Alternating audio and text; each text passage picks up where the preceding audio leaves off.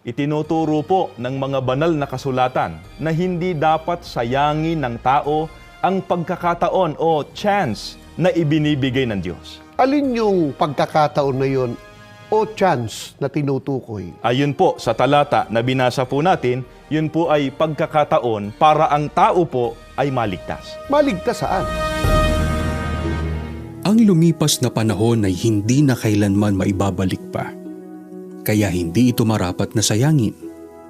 Habang may oras, habang may lakas, habang may pagkakataon, gamitin natin ito sa tama, sa mabuti, at sa makabuluhang mga bagay. Hindi natin hawak ang ating bukas. Kaya kung may gusto tayong maabot, ngayon ang tamang oras para kumilos at gumawa. Hindi bukas, hindi sa ibang araw. Kaya bago maging huli ang lahat, pahalagahan natin ang oras, ang pagkakataon, at higit sa lahat, ang ating buhay na kaloob ng Diyos. Hindi man natin maibalik ang nakaraan, maaari naman nating ayusin ang kasalukuyan at ihanda ang sarili para sa mas maayos na bukas, ayon sa kalooban ng Diyos, bago masayang at bago maging huli ang lahat. Ipaglingkod natin, kapatid na ron, sa ating mga taga-subaybay, habang taglay ng tao ang buhay niya, ano ang higit sa lahat na hindi niya dapat sayangin? Ganito po ang nakasulat dito po sa 2 Korinto 6:1 hanggang 2. Yamang kami mga katulong sa gawain ng Diyos, ipinamamanhik namin sa inyo, na huwag ninyong sayangin ang pagkakataong ibinibigay sa atin ng Diyos. Sapagkat sinasabi niya, sa kaukulang panahon ay pinakinggan kita. Sa araw ng pagliligtas, sinaklolohan kita. Tignan ninyo, ngayon na ang panahong nararapat. Ngayon ang araw ng pagliligtas. Itinuturo po ng mga banal na kasulatan na hindi dapat sayangin ng tao ang pagkakataon o chance na ibinibigay ng Diyos. Alin yung pagkakataon na yun o chance na tinutukoy? Ayun po sa talata na binasa po natin, yun po ay pagkakataon para ang tao po ay maligtas. Maligtas saan? Mabuti po ay pakinggan naman natin ang nakasulat dito po sa Roma 5:8 hanggang 9. Ganito po ang ating mababasa. Ngunit ipinadama ng Diyos ang kaniyang pag-ibig sa atin nang mamatay si Kristo para sa atin noong tayo'y makasalanan pa. At ngayong napawalang sala na tayo sa pamamagitan ng kanyang dugo, lalo nang tiyak na maliligtas tayo sa puot ng Diyos sa pamamagitan niya. Mga kaibigan po namin, ang pagkakataong hindi dapat sayangin po ay ang maligtas tayo sa puot ng Diyos. Alin po yung galit na yun o puot ng Diyos, kapatid na ron, na mula po doon ay binibigyan ng Diyos ng pagkakataon o chance na ang tao'y maligtas? Pakinggan naman po natin. Ganito po ang nakasulat dito naman po sa Sifanias 1:14 at 18. Ang dakilang kaarawan ng Panginoon ay malapit na at nagmamadaling mainam. Sa makatwid bagay ang tinig ng kaarawan ng Panginoon. Ang makapangyarihang tao ay sumisigaw roon ng kalagim-lagim. Kahit ang kanilang pilak o ang kanilang gintuman ay hindi makapagliligtas sa kanila sa kaarawan ng kapuotan ng Panginoon.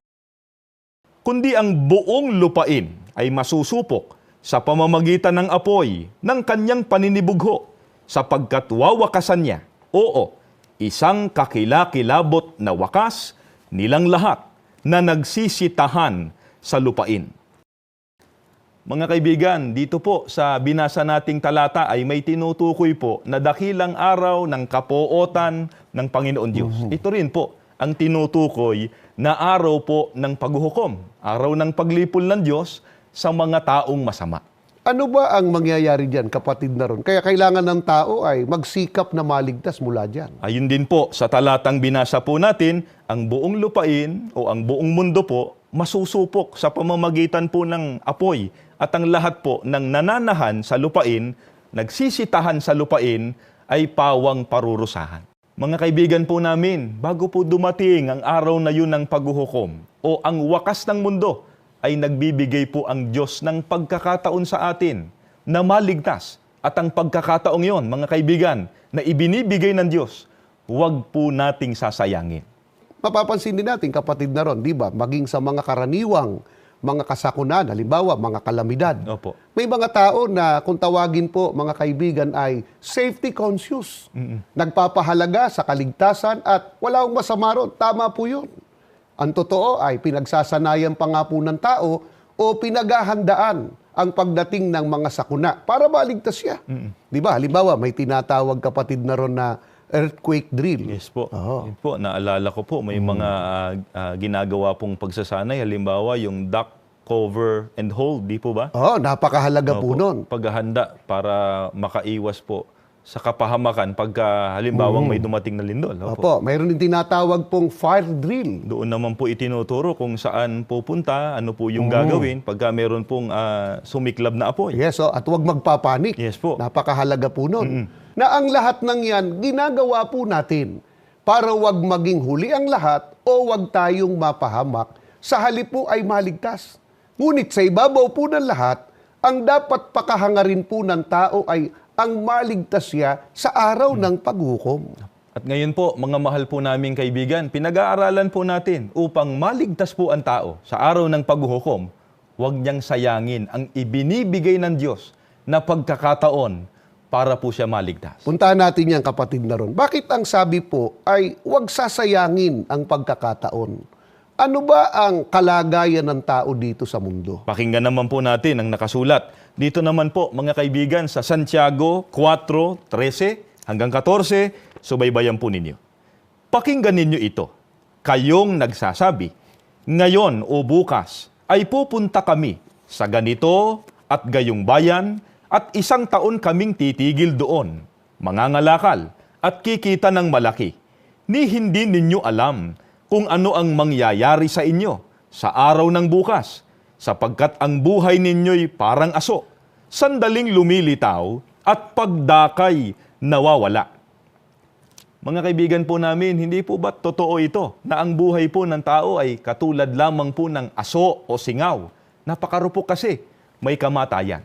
Taglay po ng tao ang kanyang buhay sa ilang panahon lamang, ngunit pagdakay nawawala at di nababalik. At ang buhay po ay siya pa namang pinakamahalaga sa lahat na tinataglay po ng tao rito sa mundo. Baka naman ang tao may kapasidad na pigilin niya ang kamatayan. Wala po, kapatid na Jerry. Basahin po natin ang nakasulat. Dito po sa Ecclesiastes 8:8. Kung paanong di mapipigil ng tao ang hangin, gayon din, hindi niya mapipigil ang pagdating ng kamatayan. Ito naman, paano kung namatay na ang tao? Baka naman may magagawa pa siya. Wala rin po, kapatid na Jerry. Katulad po ng nakasulat at pinatutunayan dito po sa awit 146:4. Ang hiningan niya ay pumapanaw. Siya'y nanunumbalik sa kanyang pagkalupa. Sa araw ding yaon ay mawawala ang kanyang pag-iisip.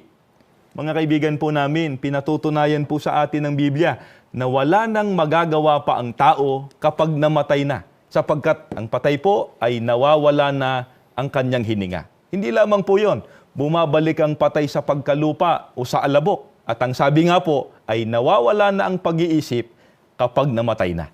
Ano ang higit sa lahat, kapatid na ron, na hindi magagawa pagkapatay na? Basahin po natin ang nakasulat dito po sa Lucas 20:38. Ang Diyos ay hindi Diyos ng mga patay, kundi ng mga buhay. Mga kaibigan po namin, hindi po magagawa ng namatay na ang maglingkod sa ating Panginoon Diyos, sapagkat ang Diyos po, ayon po sa ating binasa, ay hindi Diyos ng mga patay, kundi ng mga buhay. Baka naman, kapatid na ron, yung mga mahal sa buhay na nabubuhay pa nung namatay, ay may magagawa para pakinabangan ng mga namatay nilang kamag-anak. Di ba't may mga nagtataglay ng ganyang paniniwala? Mga mahal po naming kaibigan. Pinakikinabangan pa raw ng mga namatay na ang ginagawa ng mga nabubuhay pang kamag-anak. Ipagtirik daw ng kandila ipagparasal, ipagpamisa, at iba't iba pa, mapatatawad daw po sa kasalanan, kaya makapapasok doon sa kaharian po ng langit, doon sa piling ng ating Panginoon Diyos. Nakapaloob yan sa tinatawag po nilang Todos los Santos, kapatid na ron. Mabuti po ay basahin po natin. Ang nakasulat po, dito naman po sa Ecclesiastes 9:5 hanggang 6, ganito po ang ating maririnig. Ang totoo, alam ng buhay na tao na mamamatay siya. Pero ang patay ay walang nalalaman. Wala na rin siyang gantimpalang matatanggap at makakalimutan na. Ang pag-ibig nila, puot at inggit noong nabubuhay pa ay wala na. At wala na rin silang malay sa lahat ng nangyayari rito sa mundo. Mga kaibigan po namin, pinatutunayan po sa ating binasa na hindi na pinakikinabangan ng patay ang anumang ginagawa ng mga buhay. Bakit hindi na pinakikinabangan ng patay? Sapagkat ayon po sa talata na binasa po natin, kapatid na Jerry, wala na rin silang nalalaman, wala na rin silang matatanggap. Ano dahilan? Bakit wala na silang matatanggap na anuman sa ginagawa ng buhay? Sinabi rin po sa talatang binasa natin, wala nang malay sa lahat ng nangyayari sa mundo. Mga kaibigan po namin, ito po ang dahilan kung bakit ang Iglesia ni Cristo po ay hindi po nakikiisa sa anumang ginagawang pagdiriwang at paggunita sa mga taong namatay na tulad ng mga paraang nakapaloob sa pagsasagawa po ng tinatawag na Todos los Santos at iba pa pong mga kauri nito sa iba't ibang panig po ng mundo na pinagkakaabalahan ng tao kapag ka po sumasapit ang buwan ng Nobyembre. Labag po kasi ito, kapatid na Jerry, sa itinuturo po ng banal na kasulatan. At mga kaibigan po namin, ang gayong paniniwala po ay labag sa kalooban ng Diyos na nakasulat po sa Biblia. Ang patay po, wala nang mapapakinabangan pa sa ginagawa po ng mga buhay para po sa kanila sapagkat wala na silang malay sa lahat po ng nangyayari sa mundo. Sa makatwid, mga mahal po naming kaibigan, ganito po ang sitwasyon ng buhay ng tao dito sa mundo. Una, marupok po ang buhay natin. Ikalawa, hindi po hawak ng tao ang buhay niya. Ikatlo, may araw po ng paghuhukom o araw ng pagpaparusa sa tao dahil sa nagawa pong pagkakasala. Ikaapat, wala pong magagawa ang sino mang nabubuhay pa para sa kapakanan ng mga kamag-anak pong namatay na. Pero balikan lang po natin yung tinatalakay po natin kanina. May iniaalok po ang Diyos sa tao habang siya'y nabubuhay upang wag maging huli po ang lahat. Inaalok po ng Diyos ang tao ng pagkakataon po na maligtas. Kapatid na ron, paano po maliligtas po ang tao? Dito po sa unang Timoteo 2:3 hanggang 4.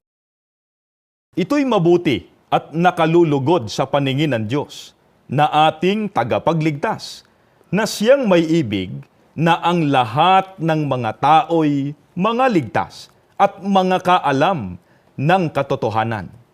Mga kaibigan po namin, upang maligtas po ang tao, ay kailangang malaman ng tao ang katotohanan sa ikaliligtas. Ano po yung katotohanan sa ikaliligtas, kapatid na ron, na nais ng Diyos ipaalam po sa mga tao? Dito naman po sa Juan 7 at 9, ganito po ang ating mababasa.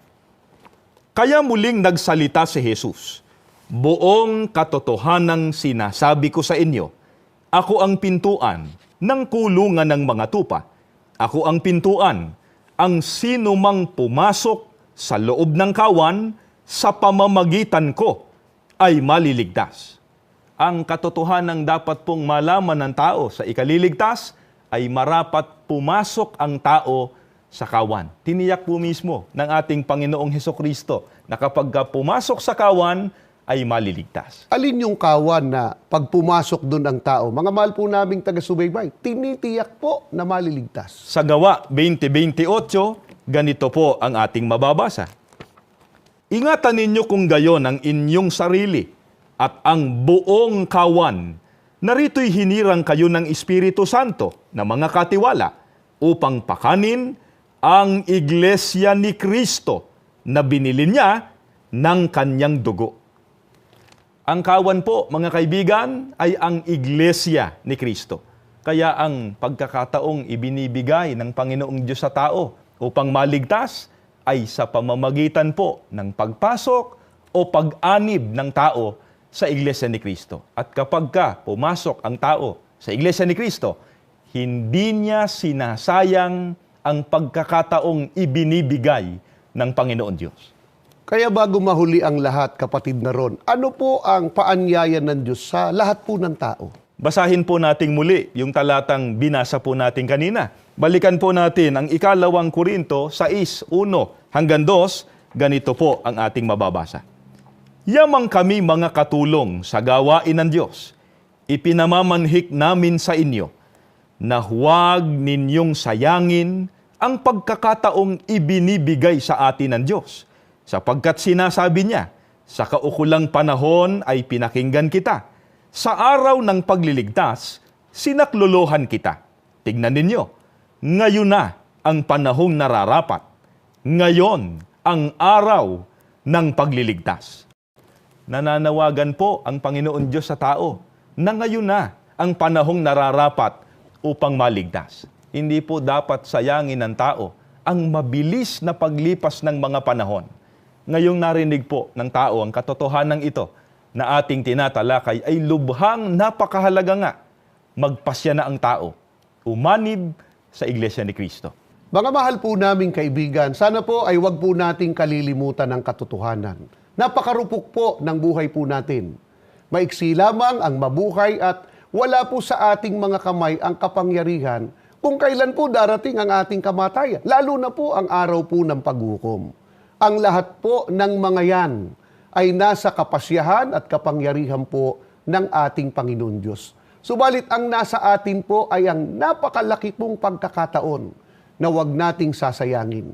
Yun po ay ang pagpasok po natin sa loob ng Iglesia ni Cristo habang tayo po ay nabubuhay upang wag pong maging huli ang lahat sa bawat isa po sa atin.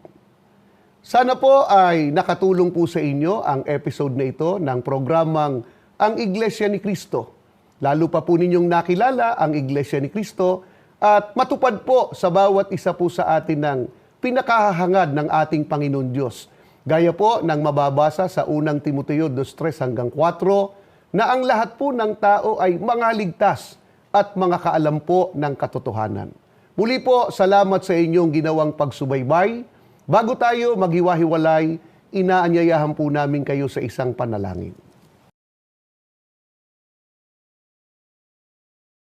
Panginoon na aming Diyos, Opo. salamat ng marami po sa iyo, Ama. Opo. Napakalaki ng pagmamahal mo po sa amin. Opo. Habang nabubuhay pa kami, Opo. tinawag mo kami sa tunay na iglesia. Opo. Dito po sa Iglesia ni Cristo. Opo. Upang magkaroon po kami ng pagkakataong magtamo ng iyong pagliligtas. Amen. Subalit nagmamakaawa po kami. Opo. Maging ang mga sumubaybay po sa amin. Opo. Nawa, bago maging huli ang lahat, Opo. makasama po namin sa loob ng Iglesia ni Cristo. Amen. Lagi mo po, Amang, basbasan ang kabuuan ng Iglesia ni Cristo. Opo. Mula po sa aming pinakamamahal na kapatid, Opo. ang aming tagapamahalang pangkalahatan, Opo. ang kapatid na Eduardo V. Manalo. Amen. Magalang na hinihiling po namin ang lahat Opo. sa pangalan ng aming Panginoong Hesus Kristo. Amen. Amen.